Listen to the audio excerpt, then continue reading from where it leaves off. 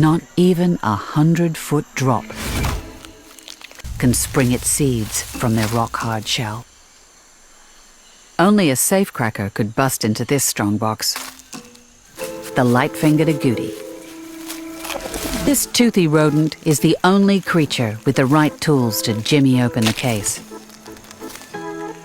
And when it comes to the nuts inside, he's just gotta have 'em all.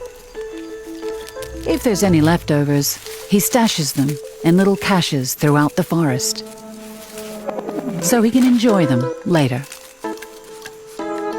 But this forest filcher has so many hidden away, he can't possibly remember where they all are.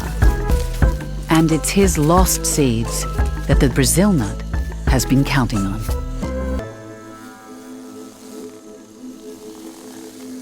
Placing her precious legacy in the hands of such a motley crew might seem reckless. But that's the wonder of nature's network. These fantastical collaborations really do work. And they're so reliable that every single Brazil nut is created in this extraordinary way.